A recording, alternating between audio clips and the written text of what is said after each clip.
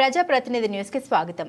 నారాయణపేట జిల్లా కోస్గి మండలంలోని నాచరం గ్రామంలో ఉన్న కేజీబీవీ పాఠశాల సౌకర్యాలు కల్పించడం లేదని, విద్యార్థులకు సరైన మెనూ పాటించడం లేదని, పురుగుల అన్నం పెడుతూ ఉన్నారని, ఎస్ఓ తమతో దురుసుగా ప్రవర్తిస్తూ ఉందని, తల్లిదండ్రుల్ని సైతం కలవనీయట్లేదని, వెంటనే ఎస్ఈఓను తొలగించి తమకు న్యాయం చేయాలని విద్యార్థులు తాండూరు మహబూబ్ నగర్ రోడ్డుపై బైఠాయించారు. కలెక్టర్ రావాలి, న్యాయం చేయాలి, కలుషిత ఆహారం వద్దు, పౌష్టిక ఆహారం ముద్దు అంటూ విద్యార్థులు నినాదాలు చేస్తూ రోడ్డుపై 3 గంటల పాటు బైఠాయించి ఎస్ఓను తొలగిస్తే తప్ప తాము వెళ్లేది లేదని విద్యార్థులు నినాదాలు చేస్తూ భీష్మించుకొని కూర్చోవడంతో ఎక్కడికక్కడ ట్రాఫిక్ నిలిచిపోయింది.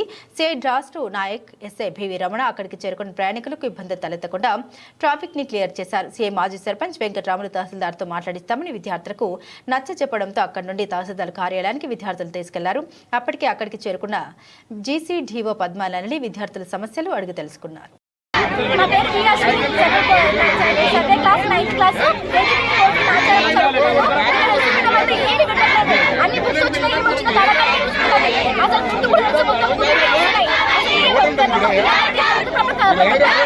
అసలు పేరు తినడం పురుగులు పలుకు పలుకు అసలు ఏం తినాలని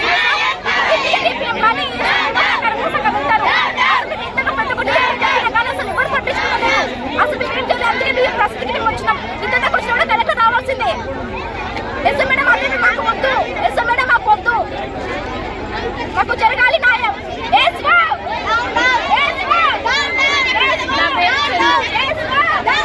నేను 9th క్లాస్ చదువుతున్నాను.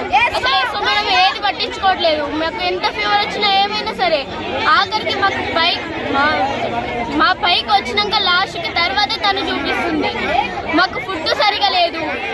మార్నింగ్ టు ఈవినింగ్ వరకు అసలు అన్నం బాగాలేదు. దాంట్లో మొత్తం పురుగులే ఉన్నాయి. 2 weeks 3 weeks అవుతుంది మేము అసలు అన్నమే తినట్లేదు.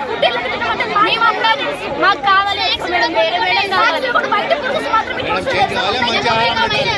మాకు ఎస్ఓ మేడం వేరే మేడం కావాలి. ఈమె వద్దు మాకు వేరే ఎస్ఓ మేడం కావాలి.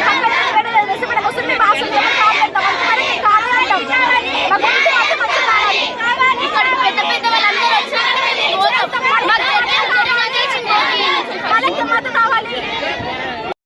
అసలు ఎస్ మేడమే మాకు సార్.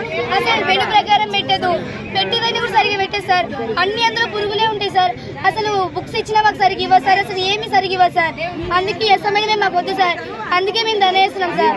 హాస్టల్కి అసలు పోం సార్. ఈ మేడం పోయినాక మేము హాస్టల్ కాలు పెడతాం సార్. ఉన్నాం సార్.